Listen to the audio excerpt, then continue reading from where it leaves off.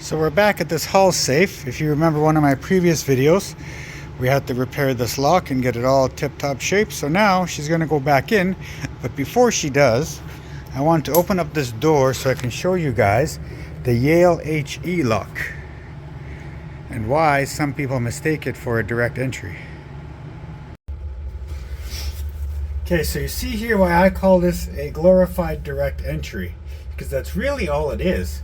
The difference is that we don't have the bolt work coming straight into this side of the lock. We have an intermediary device, and I guess that's why it classifies as a group 2 lock, because there's an intermediary device keeping them separated, but in reality it reacts the same as a direct entry lock. The problem is when you're manipulating it, you won't be dialing it properly if you don't understand that you're not dealing with the direct entry lock and you're dealing with the group 2, because we have this dedicated drive cam and we have to return the dial to 0 and then turn the handle.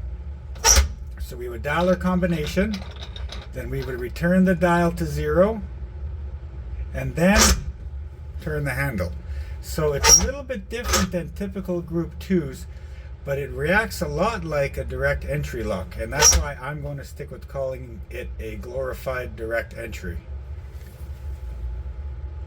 But it's important to understand these, because if you show up to a safe thinking you're going to manipulate it, and you've done the research that tells you that when you turn the handle and turn the dial, if there's friction on the dial and the dial gets stuck, that you have a direct entry, you may misidentify the lock and then think that there's something wrong with the lock and then send it off to be drilled, which is not always the case. Once again, I keep telling you guys, not every safe has to be drilled. If you just understand the locks that you have and the locks that you're dealing with and how to read them from outside the safe, very few safes have to be drilled.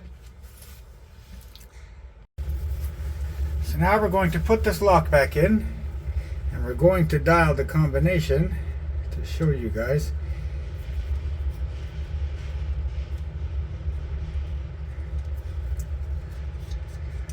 I don't know why I'm keeping the camera on here, but that's okay. So you see this dot here lines up with this dot, and that's how you know which way she goes.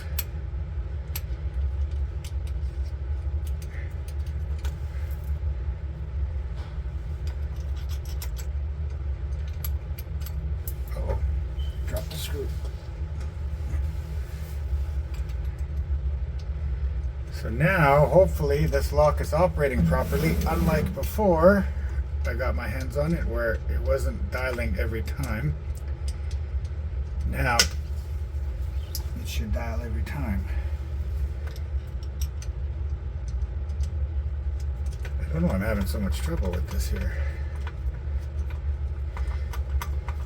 I'm probably going to put some blue Loctite on these screws just to make sure everything stays on there nice. So we are going to get our combination here and we'll dial it, and you guys can see how the bolt work works.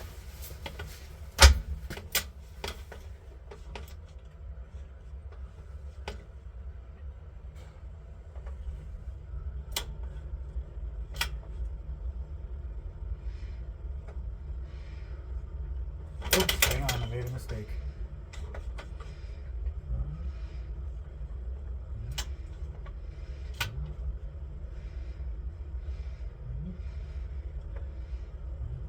So now I have all 3 numbers in, but now I have to return the dial to 0 and just leave it there.